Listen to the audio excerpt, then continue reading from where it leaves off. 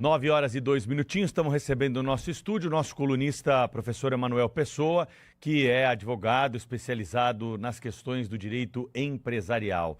Qual que é a expectativa do mundo empresarial para o discurso do Lula na ONU? É claro que ele deve tocar, ainda que não de forma direta, no assunto do tarifaço e em problemas que envolvam o Brasil. Existe uma expectativa sobre a fala do presidente nesse evento importante? Bom dia. Bom dia, Pedro. Bom dia para a nossa audiência. O que vai acontecer, Pedro, nessa reunião das Nações Unidas é o seguinte. O Lula, ao longo já discursou nas Nações Unidas em várias outras ocasiões, os 2 primeiros mandatos dele, e também nesse mandato. O que ele vai fazer é utilizar aquele tempo dele como um palanque para justificar para tanto o público internacional quanto para o público doméstico as políticas que ele adota e, obviamente, nesse caso, ele vai tentar utilizar o tarifaço como uma forma de fustigar o Donald Trump, porque efetivamente isso tem rendido dividendos eleitorais para ele. Então, o que o empresariado deve esperar é uma postura do Lula se contrapondo mais ainda aos Estados Unidos, tentando imputar aos Estados Unidos uma espécie de virada extremista. Inclusive, existe um encontro paralelamente que ocorre às Nações Unidas, que o Brasil organiza desde o ano passado com a Espanha e outros países europeus, que seria um encontro para a promoção da democracia, no qual os Estados Unidos foram excluídos deste ano, sob a alegação dessa virada extremista, mas na verdade o pano de fundo são as sanções, porque se nós tivéssemos que realmente fazer exclusão de países que não são democráticos, a gente deveria ter excluído o Quênia e o Senegal, que são praticamente tiranias, mas estão lá convidados para o Brasil para discutir democracia. Enquanto que no índice da revista The Economist, uma revista britânica de centro-esquerda, o Brasil caiu 6 pontos de 2023 para 2024 no índice da democracia, enquanto os Estados Unidos subiram uma posição, estão em 28º e o Brasil está ali na 56ª ou 7ª posição, o que revela claramente que a percepção internacional é de que o Brasil é menos democrático que os Estados Unidos, mas mesmo assim o Brasil está atuando de forma política e não de forma coerente. Inclusive, se a ideia era discutir democracia, você não deveria ter excluído os Estados Unidos, porque isso seria até uma maneira de comprovar, o caráter democrático da reunião. Bom dia, professor. Bem-vindo aqui mais uma vez. É preciso lembrar o seguinte, o discurso do presidente Lula será feito para os brasileiros. Não tem a menor importância, não tem nenhuma relevância especial ou nenhum peso especial o discurso do presidente do Brasil na Assembleia Geral da ONU. Ele falará em português, é claro, é a única língua que ele sabe falar, mas ele falará se dirigindo aos brasileiros. Acho que vai ser isso mesmo, vai ser discurso de palanque, vai dar uma fustigada ali no Trump, talvez não diretamente, não sei. Mas é isso, vai usar aquilo ali como um belíssimo de um palanque. Outros presidentes também já fizeram isso. No caso do Bolsonaro, o discurso do Bolsonaro na ONU foi proibido pelo TSE de ser mostrado na televisão aqui naquela ocasião. Foi muito, muito curioso aquilo. Mas, assim, a questão me parece mais importante para os americanos é o que aconteceu ontem, né, professor? Que foi o funeral de Charlie Kirk, que reuniu uma multidão inacreditável. Eu não imaginava que atraísse tanta gente no estádio, né? A estimativa é que alguma coisa próxima de 100 mil pessoas lá estavam, e teve alguns gestos importantes, como, por exemplo, a troca de cumprimentos ali, ficaram ali conversando o presidente Donald Trump e o Elon Musk. Foi exatamente um pedido do falecido, né? Charlie Kirk trabalhava para que os dois se reconciliassem. Como é que vê essa questão, né? Quer dizer, a ONU tem alguma relevância nos Estados Unidos propriamente dito, né? Porque eu acho que não, né? Acho que também nos Estados Unidos as pessoas talvez estejam ainda mais preocupadas com isso que aconteceu, que vitimou o assassinato cruel, covarde do Charlie Kirk, do que qualquer outra coisa, quanto mais discurso de presidentes de países que eles não dão a menor importância. Bom, Cláudio, é interessante a sua colocação e até para a gente esclarecer uma coisa. Por que o Brasil é o primeiro país que abre o discurso das Nações Unidas, né? Porque lá atrás ninguém queria ser o primeiro. E aí, na década de 40, o Brasil era muito respeitado pelo seu soft power, né? O Brasil sempre como uma nação pacífica, embora tenha participado da Segunda Guerra, de forma valorosa, principalmente no teatro italiano. Então, o Brasil assumiu essa posição. Então, o que sempre se esperou do Brasil no passado é que o discurso brasileiro fosse um discurso de abertura que se visse para uma tendência de uma, digamos assim, de uma melhor convivência entre as nações. Desde a República Nova, né, desde a nova Constituição, desde as eleições, os presidentes brasileiros têm utilizado efetivamente o palanque das Nações Unidas como uma forma de dar recados internos. E no caso, como você bem colocou e eu tinha colocado no comentário anterior, o Lula vai utilizar isso como uma forma de tentar fustigar o Trump, porque isso tem gerado dividendos eleitorais aqui dentro, com a melhoria da sua percepção de popularidade pelo eleitorado, porque afinal de contas, a questão do discurso da defesa da soberania é um discurso que pega, porque, de novo, as pessoas preferem defender a sua honra do que defender um prejuízo financeiro que elas entendem que seria temporário. O Brasil tem conseguido recompor parte das suas exportações perdidas para os Estados Unidos por meio de um crescimento de exportação para outros mercados, o que não invalida o fato de que, se nós estivéssemos exportando para os Estados Unidos, nós teríamos exportações adicionais agora, e também pelo fato da triangulação. O Brasil nunca exportou tanta carne bovina para o México. Não houve um aumento do consumo da carne bovina no México de um dia para o outro. Os mexicanos compram, processam a carne e agora enviam para os Estados Unidos, se beneficiando do NAFTA. Sobre o que você falou do Charlie Kirk, é importante a gente contextualizar isso de uma maneira bem interessante, tá, Cláudio? São 3 pontos a serem considerados. Em primeiro lugar, existe algo que o presidente Richard Nixon falou em uma campanha eleitoral em que todos os analistas diziam que ele ia perder. Nixon disse que existe uma maioria silenciosa. A maioria silenciosa são aquelas pessoas que não fazem barulho pela defesa das suas pautas, justamente por serem pautas majoritárias. A maioria da população brasileira, ela é de centro, e eu arriscaria dizer até centro-direita, tem valores mais próximos ao conservadorismo, à liberdade de mercado e uma tendência religiosa cristã. Contudo, muitas vezes parece que não é a maioria da população, porque os grupos minoritários, eles tendem a ser mais barulhentos justamente para atrair a atenção para as suas pautas.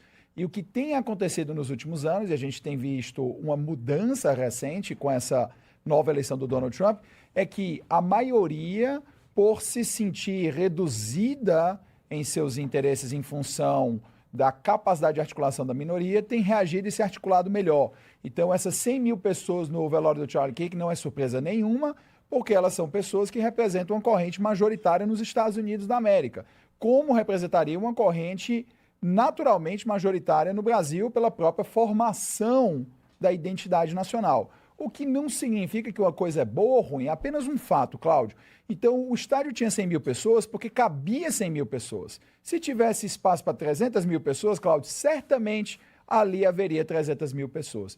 Um segundo ponto, Cláudio, é que a gente tem visto na internet, a gente tem visto em cursos por aí, um renascimento no Ocidente, especialmente na América como um todo, América do Norte, América Central, América do Sul, um renascimento do interesse pelo estudo da filosofia clássica, dos valores ocidentais tradicionais, por livros Aristóteles, Platão, Sócrates, aqueles que formam a identidade cultural do Ocidente, o pensamento grego-romano, e isso é uma tendência que tem sido crescente e também é natural, porque a história é pendular. Nós tivemos nos últimos 20 anos uma puxada muito à esquerda para a relativização de valores, relativização de verdade, relativização de beleza e tantos outros conceitos, e agora, como uma reação natural, essa questão mais absoluta. Basta você verificar que essa puxada à esquerda se deu por conta de uma grande guinada à direita depois da Segunda Guerra Mundial. Então a história é pendular, isso é natural. Então ela vai para um lado, vai para o outro, se acomoda um tempo no centro, depois vai de novo. Então a gente está nesse momento.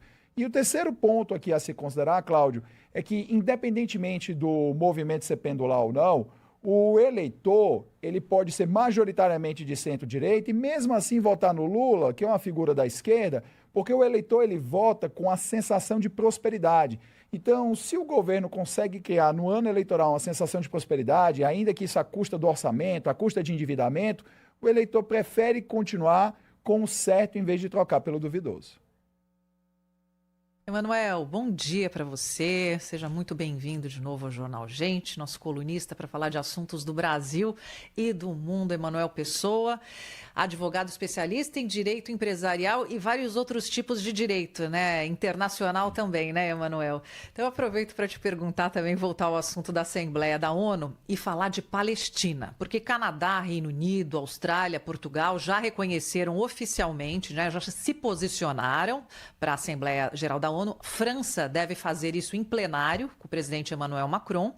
E já no G7, o Japão tá quieto, né, para não desagradar aí a posição americana, que é de apoiar Israel, e também a Alemanha fica naquela posição dúbia, historicamente falando, né, desde a Segunda Guerra Mundial, para não ir contra o Estado de Israel. Mas a questão, não falando de Israel, o massacre que acontece na faixa de Gaza, o premier israelense, Benjamin Netanyahu, entra desmoralizado e mais enfraquecido nessa edição da Assembleia, nesses 80 anos de Nações Unidas? Sônia, bom dia, muito obrigado. Você sabe, Sônia, que todas as vezes que eu venho aqui, normalmente nas terças, hoje segunda, eu espero esse momento, você vai me cumprimentar, que é o momento que você joga minha autoestima na estratosfera. Muito obrigado. Sônia, veja... Merece. Obrigado. Sônia, veja o seguinte, tá? Muito tempo atrás, levaram a Joseph Stalin reclamações do Papa. E Stalin mandou devolver com uma pergunta: quantas divisões o Papa tem? Isso é uma lição muito clara que em relações internacionais as pessoas podem falar, né? Como era aquele técnico lá do Rio de Janeiro, fala muito, né? Falar não interessa em relações internacionais. O que interessa em relações internacionais é quem tem força. E a força ou ela é econômica ou ela é militar. Então, com todo respeito a Portugal, com todo respeito à França, com todo respeito ao Canadá, eles não apitam absolutamente nada. Quem tem capacidade para apitar nessas situações aqui são 4 países. São os Estados Unidos, próprio Israel, a China e a Rússia. Qualquer outro país aqui ou não tem dinheiro ou não tem capacidade militar. E, particularmente no Oriente Médio, nem a Rússia nem a China conseguiram ainda desenvolver capacidades militares na região. Então, no final do dia, quem realmente apita ali no jogo são os Estados Unidos e é Israel. Basta você verificar que todo mundo morria de medo se o Irã entrasse numa guerra com os Estados Unidos, alguma coisa. Israel foi lá e simplesmente obliterou as capacidades militares do Irã em pouquíssimas horas. Então, no final do dia, quem decide o jogo são as armas. Então, se hoje o governo israelense tem uma posição bancada pelo parlamento israelense de que não haverá Estado palestino, não adianta o Emmanuel Macron subir nas tamancas, né? Ele é um expert nisso. A gente sabe que, como ele é fragilizado, tá, domesticamente, ele sempre procura inimigos externos para espetacularizar as coisas. Numa época, né, o Bolsonaro era o alvo preferencial do Macron por conta de queimadas na Amazônia, e o Macron chegava até a pachorra de utilizar fotos muito anteriores ao governo do Bolsonaro simplesmente para fustigar. Aí o Bolsonaro saiu de cena, o Macron precisa arrumar outro inimigo. O inimigo conveniente agora para o Macron, a favor da esquerda europeia, é o Benjamin Netanyahu, que é uma figura muito divisiva, complicada e que se mantém no poder porque ele cria um estado perene de conflito que faz com que haja uma certa unidade nacional. É um erro tremendo a maneira como as coisas estão acontecendo em Gaza por um motivo muito simples. Em primeiro lugar, premissa básica: Israel tem o direito de existir, eles têm o direito de se defender e eles têm o direito de esmagar os terroristas do Hamas. Você imagine o que é você viver em um lugar em que você está ali sentado tomando um cafezinho depois de trabalhar e de repente uma bomba explode ao seu lado. Esse tipo de medo faz as pessoas terem muito mais preocupação do que o crime. Eu me lembro que em 2012 eu recebi uma sondagem para ir trabalhar em Erbil, no Iraque, numa empresa de petróleo, e aí na época disseram que eu era maluco de querer trabalhar em Erbil, no Iraque, por conta de atentado terrorista, era loucura. Aí eu cheguei para as pessoas e fiz a comparação. Número de homicídios por 100 mil pessoas em Erbil, no Iraque, era menos de 1/10 do número de homicídios por 100 mil habitantes em Fortaleza, onde eu vivia. E eu dizia para as pessoas: vocês deviam ter muito mais medo de morar em Fortaleza do que morar em Erbil, no Iraque. A diferença é que o atentado terrorista, ele é psicológico e mexe com a cabeça das pessoas. Então essa é a primeira premissa. Mas a segunda é: você não pode, a título de eliminar terroristas, prejudicar a vida das pessoas inocentes. Você tem ali milhares de pessoas que estão tendo as suas casas destruídas e Aí o demolidas. senhor chegou no ponto. Então, e você tem hoje autoridades israelenses falando que aquilo ali é prime real estate, né? Que seria propriedade imobiliária de primeira para fazer o desenvolvimento imobiliário. Mas é claro, né? Está ali de frente para o mar, você está ali na região perto da Terra Santa. Então é lógico que do ponto de vista imobiliário é terra de primeiríssima qualidade. Seria praticamente um super Itaim Bibi. Seria o Itaim Bibi aqui de São Paulo, com vista para o mar e perto da Terra Santa. Só que isso são terras e habitações e casas e história de pessoas que estão ali e que não têm culpa do que está acontecendo. Então, hoje você tem um conflito claro de interesses que se misturam com oportunistas que dão margem a pessoas defenderem posições que acabam contraditando o que seria melhor para todo mundo. O que é melhor para todo mundo? Que você conseguir desenvolver emprego e renda na Palestina para os palestinos, que você conseguisse ter um Estado palestino independente e autônomo, que seria colaborativo com Israel, porque ninguém quer viver em conflito. O adequado seria eliminar os terroristas. E convenhamos, né? Os israelenses conseguiram explodir milhares de pagers, né, dos terroristas. É óbvio que eles são espertos, inteligentes e preparados o suficiente para eliminar os terroristas de outra maneira. Então é óbvio que o Netanyahu ele se vale daquilo dali para criar um estado de guerra permanente para melhorar a popularidade dele e se manter no poder. Então, Sônia, é lamentável que venha um político de Israel dizer que aquilo ali é um terreno para ser construído e o Netanyahu vir dizer que não haverá o Estado palestino. Parece que ele não quer uma solução real. Agora a gente também não pode esquecer que na década de 90 o Bill Clinton conseguiu costurar um acordo e depois, no primeiro mandato do Trump também costurou um acordo, mas foram os governantes palestinos que não aceitaram acordos que na época dariam para eles 97% ou 99% dos terrenos que eles reivindicavam, porque para aqueles governantes que eram relacionados a grupos terroristas, também era importante manter o estado de guerra. Afinal de contas, são bilhões e bilhões e bilhões que eles controlam, como você vê, como vários líderes do Hamas vivem em apartamentos luxuosíssimos em Doha, no Catar. Então, a situação ela não está sendo lidada pelos interesses das populações afetadas, mas está sendo lidada pelos interesses de políticos. E os políticos não têm convicções, eles têm conveniências. Esse é o professor Emanuel Pessoa, que é advogado, especialista nas questões do direito empresarial, colunista do jornal Gente, está toda terça-feira conosco. Hoje, uma exceção, né? Está com a gente aqui na segunda, que amanhã ele tem um compromisso no horário do programa. Mas na outra terça ele está de volta. Obrigado pela participação e um abraço. Obrigado, Pedro. Um abraço, pessoal. Fiquem com Deus.